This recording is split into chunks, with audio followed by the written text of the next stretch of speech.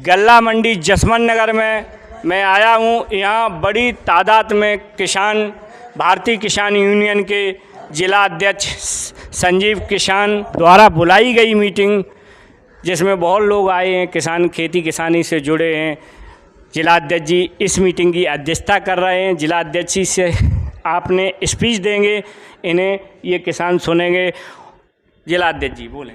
जी, तहसील अध्यक्ष के आदरणीय अध्यक्ष गुरदेव सिंह प्रधान जी, सैफई से अध्यक्ष जी जनवेद सिंह जी, दद्दा रामोतार जी, हमारे नगर अध्यक्ष जसवंत नगर से भारतीय किसान यूनियन के दरोगा जी अनार सिंह यादव, सभी किसान भाइयों, आज ये जो पंचायत हुई है पदाधिकारियों के मनोनयन पत्र देने के लिए हुई है, और वो प्रधान जी है ना जो अपने तहसील अध्यक्ष जसवंत नगर के गुरदेव सिंह जी उनके इस बुलावे पर हुई है। एक्चुअल में काफ़ी समय से किसानों के लिए काम कर रहे हैं प्रधान जी। उन्होंने देखा भी पूरा आंदोलन, और मैं जो कह रहा था कि अपना जो देश है वो पुरानी परंपरा जो अपनी यहाँ की रही है ऋषि और कृषि, तो यहाँ किसान बैठे हैं, उसके बीच में एक ऋषि भी आ गए हैं। तो ये हम लोगों की ये कल्चर है, संस्कृत है, तहजीब है। तो इस देश में जो सिस्टम हो रहा है कि कृषि को है ना ख़त्म करने की व्यवस्थाएं की जा रही हैं। इस देश में पूंजीवाद स्थापित करने की व्यवस्था हो रही है कि केवल 1% जो लोग धन्ना सेठ हैं, उद्योगपति हैं, बड़े व्यापारी हैं, कारपोरेट घरानों के लोग हैं, अडानी अंबानी जैसे लोग हैं, वो इस पूरे देश को कैप्चर करना चाहते हैं हर तरीके से, हर सिस्टम को। तो उसके खिलाफ लड़ाई लड़ी जा रही। पिछले 13 महीने हम लोगों ने दिल्ली के सारे बॉर्डरों पर लड़ाई, किसानों के, हरियाणा के, पंजाब के, उत्तराखंड के, यूपी के, राजस्थान के, मध्य प्रदेश, सभी जगह के किसानों ने वो लड़ाई लड़ी। और 13 महीने लड़ाई लड़ने के बाद 19 नवंबर को प्रधानमंत्री जी टीवी पे प्रकट हुए। उन्होंने अपनी गलतियों के लिए माफ़ी मांगी और देश के किसानों से वो कानून जो है ना उनको वापस लिया। तो ये आपकी एक जीत थी। लेकिन उसके कानून वापस लेने से पहले प्रधानमंत्री जी ने कुछ वादे किए थे किसानों के साथ में कि मैं आपकी फसल पर MSP की गारंटी का कानून बनाऊंगा। जो किसानों पे आंदोलन के तहत वहाँ पे दिल्ली के आसपास बॉर्डरों पे मुकदमे लगे, उनको वापस लूँगा। जो एक कमेटी बनाई जाएगी MSP के ऊपर, वो एक गृह राज्य मंत्री हैं अजय मिश्रा टेनी, उनके बेटे ने लखीमपुर खीरी में किसानों के ऊपर कार चढ़ा के 4 किसान और 1 पत्रकार को हत्या कर दी थी। तो वो जो गृह राज्य मंत्री हैं उनको है ना पदस्थ करूंगा, उनको पद से हटाऊंगा। तो ऐसे कई मुद्दे थे जिनको लेके एक समझौता हुआ था, तब ये आंदोलन वापस लिया गया था। आज तक कमेटी भी बनाई तो ऐसी बनाई जो किसानों के खिलाफ जो लोग हैं, जो उनके ही लिए काम करते हैं, बीजेपी मूड के लोग हैं या सरकार के लिए जो काम करते हैं, ऐसे ही लोगों की उन्होंने 5 सदस्यों की कमेटी बनाई है। तो वो कमेटी हमारे किसानों को अस्वीकार है। अब ये लड़ाई आप ये समझ लो, किसानों की, नौजवानों की, इस देश के लोगों की, मजदूरों की, गरीबों की, कोई विरोधी दल, कोई राजनीतिक दल या विपक्षी दल लड़ ले, नहीं लड़ सकता। इस लड़ाई को लड़ने के लिए आपको अपने बच्चों का भविष्य बचाने के लिए ये लड़ाई इस देश के किसानों को, गरीबों को खुद लड़नी पड़ेगी। क्योंकि जो प्रधानमंत्री जी हैं इस देश के, या जो सरकार में अभी लोग बैठे हुए हैं, उन्होंने पूरे सिस्टम को कैप्चर कर लिया है। आज सिस्टम ये है कि रक्षा मंत्री राजनाथ सिंह हैं, लेकिन रक्षा विभाग से जो भी संबंधित कार्य हैं उन्होंने सीधा सा ऐसा सिस्टम बना दिया है कि टोटल रक्षा मंत्री को ना वो सूचित करके सीधा PMO को सूचित करो। गृह मंत्री भले ही अमित शाह जी हैं, मोदी जी के अच्छे दोस्त हैं, उन दोनों मतलब वो एक मन के हैं पूरे देश पे। उनकी वजह से है ना ये रोज़ सरकारें बदल रही हैं और भाजपा में पूरा देश हो गया है। तो इसकी वजह जो पीछे कारण है वो गृह मंत्री होते हुए भी जो भी देश की समस्याएं हैं, जो भी अधिकारी हैं, वो सूचित कहाँ करें? PMO में।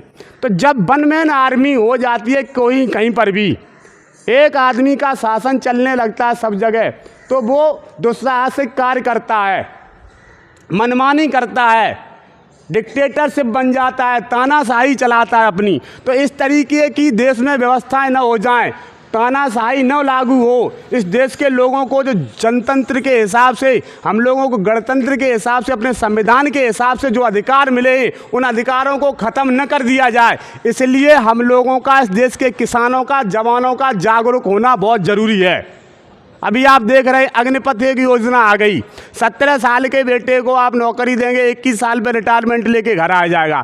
ये उनकी सोची समझी रणनीति है कि सरकारी खर्चे पे, सरकारी व्यवस्था पे, सरकारी सिस्टम से इन लोगों को भर्ती करो, इन्हें ट्रेनिंग दो 4 साल के लिए, और 4 साल बाद इन्हें छुट्टी कर दो। जो 25% उनके मतलब के उन्हें सेना में रखो जो उनके लिए काम करें, और जो 75% हैं उनको है ना कहीं सिक्योरिटी में भेजो, या उन्हें इस तरीके के सिस्टम में ले लो जो राष्ट्रीय स्वयंसेवक संघ है उनका, RSS, उसमें भर्ती करवा के उसके हिसाब से देश के लोगों के खिलाफ मैं जिसको बोलूं कि उसको डंडा मार, उसको डंडा मारें, मैं उसको बोलूं उसको पकड़, उसके घर में, मतलब कहीं पर भी इस तरीके की पूरी योजना है उनकी कि हर तरीके से आदमी को ख़त्म करने का प्लान है।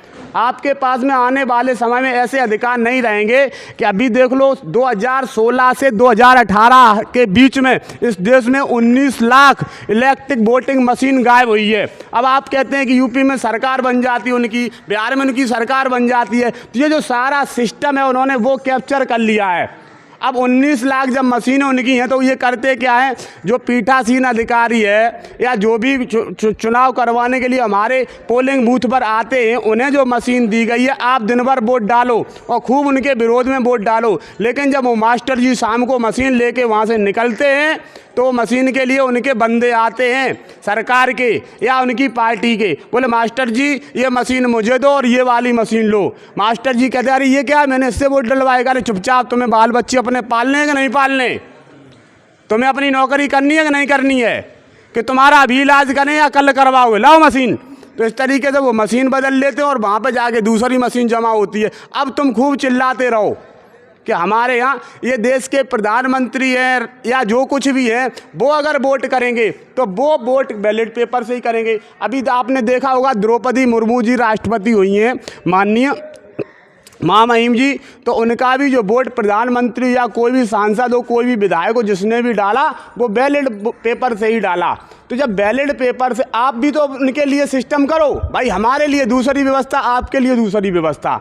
तो ऐसा होना चाहिए। दुनिया में जिन देशों ने ये इलेक्ट्रिक वोटिंग मशीन हम लोगों को दी है, उन देशों में भी जो वोट डाले जाते हैं वो बैलेट पेपर से ही डाले जाते हैं। ये इलेक्ट्रिक मशीनें हैं, ये सबसे बड़ी, ये बैन होना चाहिए इन पे, और ये सबसे बड़ी हम लोगों के खिलाफ जनतंत्र में, लोकतांत्रिक व्यवस्था में सबसे बड़ी घातक हैं। तो ये भी लड़ाई हम लोगों को ही लड़नी पड़ेगी, कोई लड़ेगा नहीं, दूसरा नहीं लड़ने आएगा। तो ये दूसरी बात, हर चीज़ का यहाँ पे पूरे अपने देश में देख लो, हर चीज़ है ना MRP पे बिकती है। MRP माने मैक्सिमम रिटेल प्राइस, अधिकतम खुदरा मूल्य। केवल किसान के प्रोडक्ट हैं जो MSP पे बिकते हैं। MSP माने मिनिमम सपोर्ट प्राइस, न्यूनतम समर्थन मूल्य। तो न्यूनतम समर्थन मूल्य पे केवल किसान के प्रोडक्ट बिकेंगे। जो गेहूँ हम 1 किलो पैदा करते हैं, उस 1 किलो गेहूँ पैदा करने के लिए 30 किलो हम लोग उसमें 30 लीटर पानी लगा देते हैं। अब पानी की कीमत जोड़ लो, जब व्यवसायीकरण ये लोग करते हैं तो पानी आज 20 रुपये लीटर है साहब। अभी उन्होंने फिर उसका अभी बदल दिया, 19 सितंबर तक का टाइम दिया है कि जो भी इस देश में बारदाना है, खाद का, यूरिया का, MOP, पोटास जो भी होता है, वो सारा बारदाना जिनके पास है वो अपना ख़त्म कर लें। 19 सितंबर के बाद में उन्होंने एक स्पेशल, ये 2 अक्टूबर से लागू हो जाएगा कि DAP भारत जन उर्वरक, पता नहीं कौन सी करके उन्होंने बनाया है, प्रधानमंत्री जन उर्वरक आएगा, चाहे वो क्रबको की, चाहे इफको की या उसकी चंबल की, किसी की भी प्रोडक्ट हो, लेकिन वो बिकेगा प्रधानमंत्री के ही नाम से। तो इस देश में सब कुछ प्रधानमंत्री हो रहा है, तो इस प्रधानमंत्री का इलाज करने के लिए हम सबको जागरूक होना पड़ेगा। ये लोग निरंकुश हैं, ये लोग व्यवसायी हैं, ये किसी का भला करना नहीं चाहते हैं। ये जो वादे करके हम लोगों से आते हैं उसके ठीक खिलाफ करते हैं काम। हमसे कहा कि 2022 में आपकी आमदनी दोगुनी कर देंगे, हम लोगों से कहा कि 2 करोड़ नौकरियां देंगे, हम लोगों से कहा कि 15 लाख रुपए देंगे, लेकिन ये सब न करके इस देश में वो रेल बेच रहे हैं, वेल बेच रहे हैं, सेल बेच रहे हैं, ONGC बेच दी, BSNL बेच दिया, एयरपोर्ट बेच दिए, ट्रेनें बेच दी, प्लेटफॉर्म बेच दिए, सड़क बेच रहे हैं, सब कुछ बेचने में लगे। यहाँ तक के ना पूरी तरीके से हम लोगों की व्यवस्था है बिकने की। तो खुद अपना भविष्य बचाने के लिए, अपने बच्चों का भविष्य बचाने के लिए, इस देश में सही तरीके से जीने के लिए नागरिक की तरह और गुलाम न बन जाए, इसलिए हम सबको जागरूक होके काम करना होगा, संगठित होके। अगर हम संगठित होकर काम करेंगे, लड़ेंगे, तो इस देश के प्रधानमंत्री को भी, इस देश की सरकार को भी, सबको सुधार देंगे। लंका में अभी आपने देखा होगा, चाहे कोई भी पक्ष रहा हो, महिंद्रा पक्ष, राजेंद्र पक्ष, कोई भी पक्ष रहा हो, जनता वो लंका की गई कोलंबो में, वहाँ पे प्रधानमंत्री के घर में भी आग लगाई, राष्ट्रपति को भी रात में भागना पड़ा। तो ये सारी व्यवस्थाएं कैसे हो सकती हैं जब आप संगठित होंगे, खुद लड़ने के लिए लठ लेके निकलेंगे। तो इसलिए हमारा आप सबसे ये अपील है कि हम तो काफ़ी दिन से हम लोग तो काम कर ही रहे, लेकिन ये सारे लोगों का उत्तरदायित्व है, सभी लोगों की जिम्मेदारी है, और इस जिम्मेदारी को जवाबदेही के साथ निभाने की कृपा करें। हमने आज जितने भी पदाधिकारी बनाए हैं उनका अभी मनोनयन पत्र आप सबके सामने उन्हें देता हूं, और उनसे यही अपील करूंगा कि अगर आप अपने साथ में 10-10 लोग भी जोड़ेंगे तो मुझे ये पता है इस टोपी में वो ताकत है कि जिस अधिकारी की ऑफिस में ये टोपी लगा के जाएंगी, ये बाबा टिकैत की दी हुई टोपी है कि वो क्या था उसका बाली का वो बाली, सुग्रीव का भाई बाली, सुग्रीव का भाई बाली था। उसके सामने कोई भी योद्धा आता था लड़ने के लिए तो उसके सामने वाले की ताकत उसमें आधी आ जाती थी। रामचंद्र जी ने भी जब उसको मारा, संहार किया उसका, तो वृक्ष की ओट लेकर उसको तीर मारा था, इसीलिए क्योंकि उसकी आधी ताकत उनमें आ जाती। लेकिन इस टोपी में वो ताकत है कि आप इस टोपी को लगा के किसी भी अधिकारी के ऑफिस में जाएंगे तो उस अधिकारी की पूरी ताकत आपके अंदर होती है, आप सब कुछ होते हैं।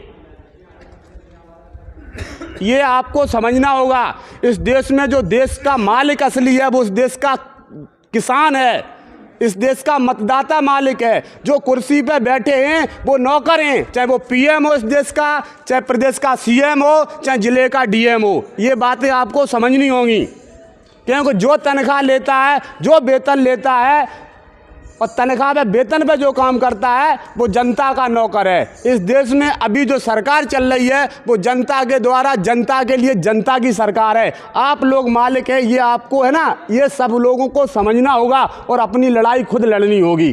तो मेरी आपसे अपील है, यही दरख्वास्त है, आप संगठित हों। और आप जब भी मेरे लिए कहेंगे, मैं 24 घंटे किसानों के लिए, गरीबों के लिए, मजदूरों के लिए सेवा में तत्पर रहता हूँ। कहीं पर भी आपके मान सम्मान को हानि नहीं होने दूंगा, नुकसान नहीं होने दूंगा। हर तरीके से आपका इटावा जनपद में मान सम्मान रखा जाएगा, क्योंकि हम बाबा टिकैत के सिपाही हैं और हमारी लड़ाई सरकार से रहती है। और वो भी इसलिए रहती है कि जो वादा आप मेरे से करके गए, जो मेरे को कह के आपने जो वोट लिया था, उन वादों की कसौटी पे खड़े उतर जाओ। आपने कहा था बिजली फ्री दूंगा, आज की डेट में आप ट्यूबवेल पर भी मीटर लगवा रहे, आज की डेट में घर घर आप बिजली मतलब मीटर ठोंक रहे हैं, बिजली का बिल का पता ही नहीं कितना आ रहा, कैसे हो रहा।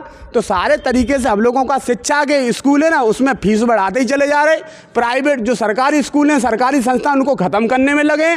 जो बीएससी थी, हम लोग बीए 3 साल में कर लेते थे, वो 6 साल की कर दी। अब उसमें सेमेस्टर कर दिया। हम 1 साल में बीएससी हमारी बीए पास कर लेते थे, आज वो 8,000 की कर दी। तो ये हर तरीके से तुम्हें लूटने का, तुम्हारे बच्चे पढ़ न जाएं, शिक्षित न हो जाएं, इस बदलाव न अपने जीवन में ला दें, इसलिए ये सारे घटिया काम इस देश में हो रहे। और इन घटिया कामों से निजात पाने के लिए हम सबको संघर्ष करते हुए लड़ना पड़ेगा। जय हिंद, जय भारत। बहुत बहुत धन्यवाद। जैसे जिला अध्यक्ष भारतीय किसान यूनियन के जिला अध्यक्ष संजीव किसान जी ने बताया है कि भारत सरकार ने हमारे साथ वादा खिलाफी की है। गाजीपुर बॉर्डर की बात रही हो या सिंधु बॉर्डर की बात रही हो, पिछले साल करीबन 13 महीना किसानों ने डेरा डाला था दिल्ली में।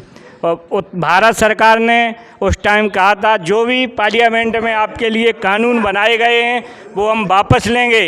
लेकिन किसान संजीव यादव जिला अध्यक्ष जी बता रहे हैं कि आज दिन तक भारत सरकार ने कोई भी लिखित में कानून वापस नहीं लिया है। ठीक है, इसी के साथ मैं कपिल यादव कैमरा पर्सन के साथ मेरा भारत महान न्यूज़ 24 इटावा उत्तर प्रदेश।